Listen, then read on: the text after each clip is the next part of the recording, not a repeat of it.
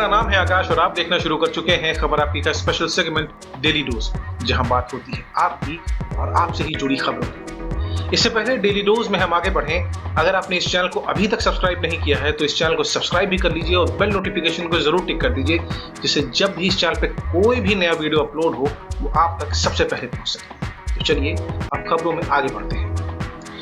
Daily dose में सबसे पहली खबर है इंडियन हॉकी टीम से जुड़ी हुई, और इसमें यह पाया गया है कि मनदीप सिंह जो इंडियन हॉकी टीम के एक प्लेयर हैं वो भी कोरोना पॉजिटिव हो गए हैं, जिन्हें मिलाकर अब कुल इंडियन हॉकी टीम में 6 प्लेयर्स कोरोना पॉजिटिव पाए गए हैं, जिसमें टीम के कप्तान मनप्रीत सिंह, सुरेंद्र कुमार, जसकरण सिंह, कृष्ण बी, वरुण कुमार, ये सारे लोग जो है वो कोरोना पॉजिटिव पाए गए हैं।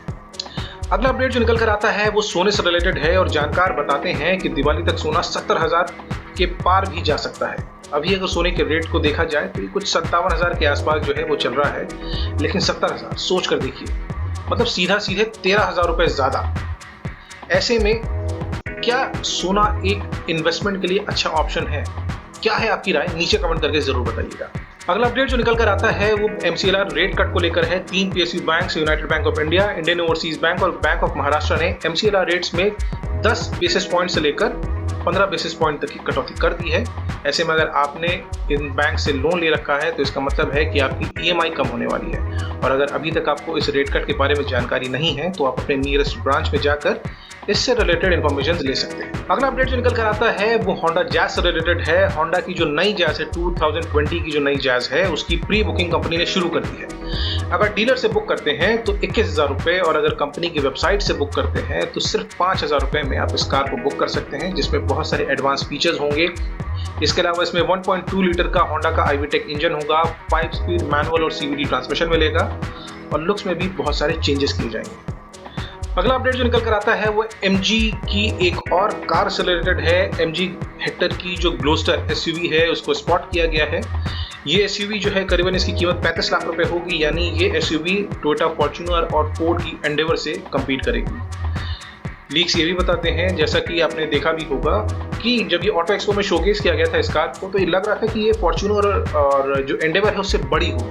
अगला अपडेट जो निकल कर आता है वो आनंद महिंद्रा से रिलेटेड है। आनंद महिंद्रा ने एक बड़ा ही इंटरेस्टिंग अपडेट शेयर किया है ट्विटर पे, जिसमें उन्होंने एक वीडियो को शेयर किया है जिसमें दिखता है कि एक आदमी टेस्ला की कार को, जो फुली इलेक्ट्रॉनिक कार होती है, उसको एक पेट्रोल के जनरेटर से चार्ज करता है। आनंद महिंद्रा कहते हैं कि ये जुगाड़ जो है वो काफ़ी अच्छा है।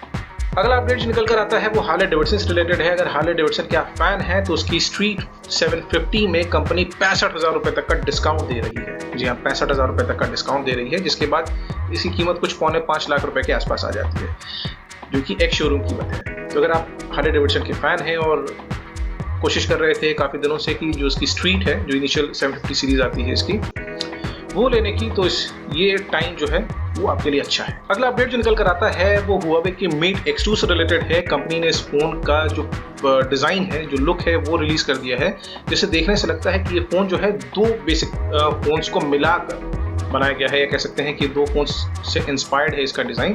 पहला है Mi Mix Alpha और दूसरा है सैमसंग का Z Fold 2।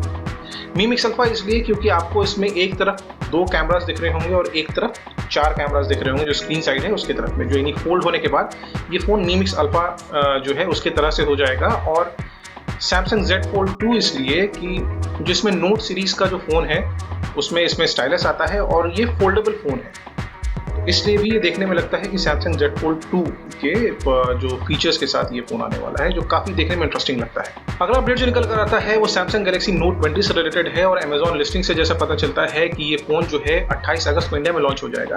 ऐसे में सवाल है कि क्या आप नोट सीरीज से इन्फ्लुएंस्ड हैं? अगला अपडेट जो निकल कर आता है वो Oppo Reno 4 से रिलेटेड है, और एक स्टडी में पाया गया है कि Oppo Reno 4 लोगों को उतना इंप्रेस नहीं कर पाया जितना कि उसके दूसरे फ़ोन्स ने किया था। इस फ़ोन में Oppo Reno 4 के अलावा नॉर्ड पोको के जो X2 है वो, इसके अलावा और भी कई सारे फ़ोन्स थे जिस पर लोगों के रिव्यू पूछे गए, लेकिन Oppo जो Reno 4 है उसमें सबसे लीस्ट लोगों ने उसकी रेटिंग्स दी थी, यानी Oppo Reno 4 जो है वो लोगों के एक्सपेक्टेशन पर खरा नहीं उतर पाया। तो ये फ़ोन ठीक ठाक सा है, बेजल स्क्रीन आती है, कर्व एज डिज़ाइन है, लेकिन इन सब के बावजूद जो है वो फ़ोन लोगों की उम्मीद पर खरा नहीं उतरा। अगला अपडेट जो निकल कर आता है वो सैमसंग गैलेक्सी M51 के लीक से रिलेटेड है। M51 जो है इसकी वेबसाइट, रशियन जो वेबसाइट है सैमसंग की, उस पर ही इसका जो पेज है अचानक लीक हो गया, जिसमें ये पता चलता है कि इस फ़ोन में O Infinity का पंच होल डिस्प्ले होगा, जो 6.75 इंच का डिस्प्ले होगा, जिसमें फ़ोन के बैक में जो है फिंगरप्रिंट स्कैनर होगा, 4 कैमरा होगा इस फ़ोन में, जिसमें 64 मेगापिक्सल का मेन कैमरा होगा, इसके बाद अल्ट्रा वाइड कैमरा भी होगा इसमें। ये फ़ोन 8 GB रैम के साथ आएगा, एंड्रॉयड 10 का सपोर्ट मिलेगा इसमें और 25 वॉट की फास्ट चार्जिंग। लेकिन कीमत का खुलासा नहीं हो पाया, लेकिन उम्मीद की जा रही है जिस हिसाब से इसका जो स्पेसिफिकेशंस हैं, हालांकि इंडिया में जब आएगा तो ये एक्सोनस प्रोसेसर के साथ ही आएगा, लेकिन ग्लोबल मार्केट में सैमसंग जो है वो स्नैपड्रैगन का प्रोसेसर देता है। तो कीमत जो है जिसके हिसाब से जो देखने में लगता है कि वो कुछ 20 से 25 हज़ार रुपये के बीच में ही इसकी फ़ोन की कीमत रहने की उम्मीद है। अगला अपडेट जो निकल कर आता है वो OnePlus के हाइड्रोजन OS 11 से रिलेटेड है। कंपनी ने इसको इंट्रोड्यूस कर दिया है, जिसमें जो बहुत दिनों से लोग OnePlus के फ़ोन्स में मांग कर रहे थे कि इसमें ऑलवेज बैकअप की स्क्रीन दी जाए, तो OnePlus ने लोगों की सुन ली है। इसमें ऑलवेज बैकअप स्क्रीन आता है, उसके बाद न्यू शेल्फ दिए गए हैं ऐप्स के, इसके बाद जो कॉलिंग स्क्रीन है उसमें बहुत सारे चेंजेस किए गए हैं। आपको एक रिफ्रेश लुक मिलेगा जब आप OnePlus फ़ोन में अगर इसको जब अपडेट करेंगे और फिर कॉल करेंगे। तो इसके अलावा नए जो न्यू लाइफ फीचर के साथ में वॉलपेपर्स जो आ रहे हैं, जो आपको नॉट में देखने को मिला था, कुछ उस तरह के फीचर्स जो हैं वो हाइड्रोजन OS 11 में भी दिए गए हैं। इसके अलावा दूसरा अपडेट भी OnePlus से रिलेटेड है। OnePlus Nord में ऑक्सीजन OS 10.5.4 का अपडेट आ गया है। कंपनी ने हाल ही में जो है OnePlus Nord को लॉन्च किया था। उसके बाद इसमें कई सारे जो है लोगों ने फ्लॉज डिटेक्ट किए थे, जैसे इसमें एक टिल्ट आता था, जब आप इसकी ब्राइटनेस को एकदम जीरो कर देते थे तब एक टिल्ट आता था जो एक तरफ स्क्रीन के ग्रीन और एक तरफ जो है पिंक या पर्पल इस तरह का दिखता था।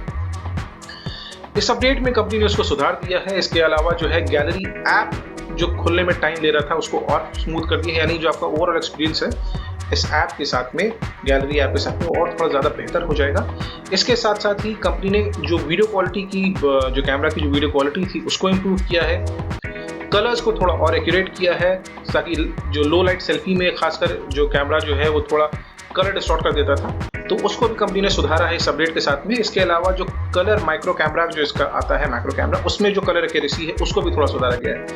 इन शॉर्ट, ये फ़ोन पहले से ही काफ़ी अच्छा था, और जो 30,000 के 28 से 30,000, मैं 25,000 वाला फ़ोन छोड़ दे रहा हूँ, क्योंकि आपको उसमें सिर्फ 64 GB का ही स्टोरेज मिलता है, जो कि एंड्रॉयड फ़ोन के लिहाज से काफ़ी कम है मुझे लगता है, क्योंकि आप बहुत सारे ऐप स्टोर करेंगे या फ़ोटो खींचते हैं, वीडियो बनाते हैं, तो जैसे जैसे कैमरा एडवांस होता जाता है, जो फोटो या वीडियो की साइज़ है ना वो भी बढ़ती जाती है। तो उस हिसाब से 64 GB जो स्पेस है वो कम लगता है मुझे, तो मैं 28 GB और 256 GB जो वेरिएंट है इसका, उसको मैं कंसिडर कर रहा हूँ। और उस हिसाब से अगर ये दोनों ही फ़ोन अगर आप लेते हैं, इन दोनों ही कोई वेरिएंट इसमें का लेते हैं, तो मुझे लगता है कि अच्छा होगा। इसके बाद जो अगला अपडेट निकल कर आता है वो Mi 10 Ultra से रिलेटेड है। Mi 10 Ultra की जो प्राइस है वो लीक हो गई है। आज ये चाइना में लॉन्च होने वाला है, इंडिया में कब होगा ये तो अभी देखने वाली बात है, लेकिन चाइना में आज इसकी लॉन्चिंग है। और लीक्स के मुताबिक जो इसका 12 GB रैम और 256 GB वेरिएंट है, उसकी कीमत कुछ 6,299 युआन, यानी करीब करीब इंडियन करेंसी में अगर उसको कन्वर्ट किया जाए 68,000 रुपीज़, और 12 GB रैम और 512 GB वेरिएंट जो है उसकी जो वैल्यू है वो 6,999 युआन, यानी करीब 76,000 रुपये। तो देखना दिलचस्प होगा कि ये फ़ोन कब आता है, किस प्राइस रेंज में इंडिया में आता है और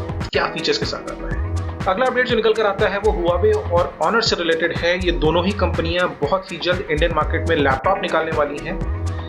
Huawei जो है वो एक लैपटॉप निकालने वाला है जिसमें 3K रेजोल्यूशन होगा, और जो रेजर थिन जो है उसके बेजल्स होंगे, यानी बहुत ही पतले बेजल्स मिलेंगे आपको देखने के लिए। इसके अलावा Huawei जो है और भी जो बजट लैपटॉप है उस जो कैटेगरी है उसमें भी आना चाहता है इंडिया में, और जल्द ही इस सेगमेंट में भी कई सारे लैपटॉप्स वो लॉन्च करेगा। इसके अलावा Honor जो है वो भी ऑफिस वर्कर्स जो स्टाफ है उसको और स्टूडेंट्स को ध्यान में रखकर बजट सेंट्रिक लैपटॉप जल्द ही इंडियन मार्केट में लॉन्च करने वाला है। ऐसे में नीचे कमेंट करके जरूर बताइएगा कि आप किस कंपनी का लैपटॉप यूज करते हैं, और क्या आप Huawei या Honor या Xiaomi या इस तरह के कोई भी और ब्रांड है इनको लैपटॉप की इस रेस में कंसिडर करेंगे।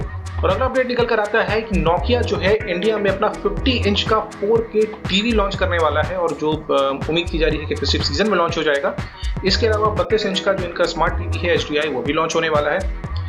खास बात यह है कि Nokia ऑलरेडी इंडिया में 55 इंच का, 43 इंच का, 65 इंच का स्मार्ट टीवी ऑलरेडी इंडिया में इसके प्रोडक्ट्स अवेलेबल हैं, जो ऑनलाइन आप खरीद सकते हैं। हार्डकोर स्टोर्स में खोजना थोड़ा सा मुश्किल है, लेकिन ऑनलाइन में ईजिली अवेलेबल है। लेकिन 50 इंच का 4K टीवी नोकिया का प्राइस सोचिए क्या हो सकती है, 50,000, 60,000, 70,000 रुपए। क्या इस रेंज में वन प्लस भी है, इस रेंज में सैमसंग भी है, इस रेंज में LG भी है, सोनी भी है, बड़े सारे ब्रांड्स हैं। क्या आप इस प्राइस रेंज में नोकिया का टीवी कंसिडर करेंगे या किसी भी प्राइस रेंज में नोकिया का टीवी कंसिडर करेंगे? क्या है आपकी राय, नीचे कमेंट करके जरूर बताइएगा। और आखिरी अपडेट जो निकल कर आता है वो ये है कि नोकिया जो है जल्द ही इंडियन मार्केट में 5.3 सीरीज का फोन लॉन्च कर सकता है। इसके अलावा वो 2 और बजट फोन्स भी लॉन्च कर सकता है जिसकी कीमत कुछ 9-10 हज़ार रुपए से शुरू हो सकती है। नोकिया के ये कमबैक लगता है क्योंकि नोकिया का जब वो 3310 3315 वाला ज़माना था और जो नोकिया 1100 आया था, उस स्नेक वाला फ़ोन जिसमें टॉर्च चलती थी, वो ज़माना ख़त्म हो गया। नोकिया अपने आप को वक्त के साथ अपडेट नहीं कर पाया, इसलिए शायद आज पे चढ़ गया है। लेकिन नोकिया के फ़ोन्स में जो अभी जो फ़ोन्स आते हैं उसमें एक चीज़ अच्छा है कि उसमें वो गारंटी करता है कि आपको OS का अपडेट टाइम टू टाइम मिलता रहेगा, क्योंकि बहुत सारे फ़ोन्स लैग करते हैं इसमें। फीचर्स वाइज कैसा भी है फ़ोन, लेकिन ये चीज़ जो है नोकिया की मुझे काफ़ी पसंद है। बस दोस्तों, आज की वीडियो में इतना ही। ये वीडियो आपको कैसा लगा नीचे कमेंट करके जरूर बताइएगा। इस वीडियो को लाइक भी कर दीजिए, शेयर भी कर दीजिए और चैनल को सब्सक्राइब करना बिल्कुल ही मत भूलिएगा, क्योंकि मैं आपके लिए रोजाना ही ऐसी वीडियोस लेकर आता रहता हूँ। तब तक स्टे सेफ, स्टे